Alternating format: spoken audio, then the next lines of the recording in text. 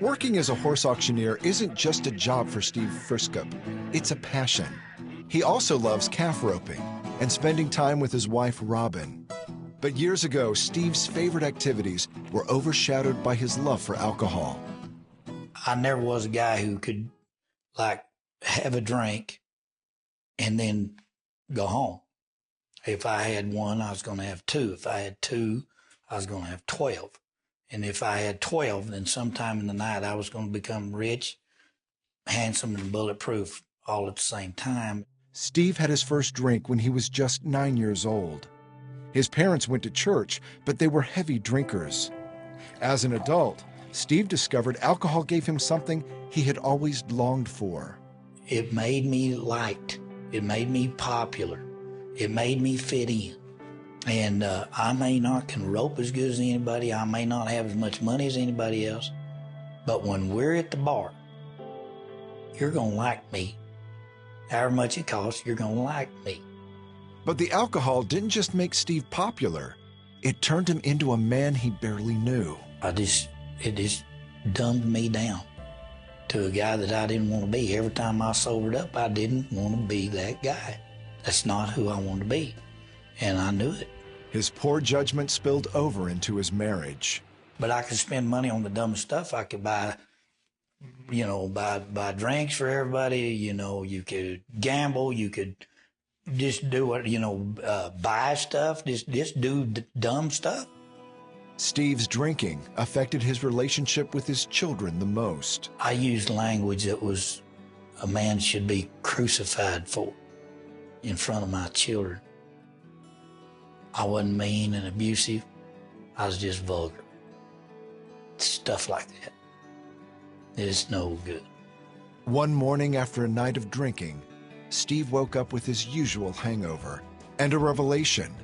He was tired of his drunken lifestyle. And I got up that morning and had to go to work, and I was sick, with capital sick. I mean, it was bad. It was like you hit me right in the forehead with a chopping axe. I didn't have any money left. And I laid there in that bed and I thought, now I got to put my game face on and go auctioneer this horse sale and pretend like I'm fine. And I'm not fine. And I told that friend of mine, I said, I ain't drinking no more. I'm done. Oh, they kidded me. He told everybody. They laughed at me. They picked on me all weekend. But Steve was serious about his new commitment. He just didn't know how to keep it. On the ride home after the auction, he decided to talk to God. That night, I called on Jesus. For some odd reason, I did that. Nobody's told me how to pray this prayer. I just called on Jesus, and I met him.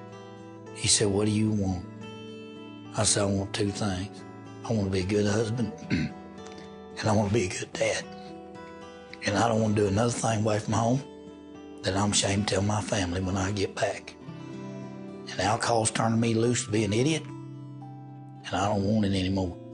I want rid of it right now. He said, if you'll give me all of it, I'll get rid of that. And I said, I'm all yours.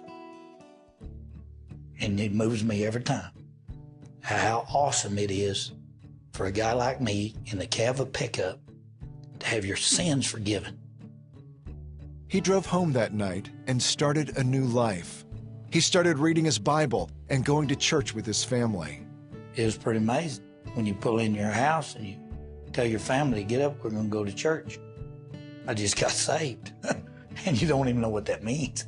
They think you must have snorted something up my nose or something. Went crazy. The guy wants to go to church. Steve says he hasn't had a drop of alcohol since. The fear of the Lord will make a man hate evil. And as I've grown to fear the absence of God in my life, fear disappointment in God, and I've got to where I just despise evil. And I've gotten that way about the alcohol because it was so dangerous in my life and I didn't know it. Jesus saved me on the side of that road, signified it by putting his spirit in me. He forgave my sin and he gave me a chance to become Christ-like.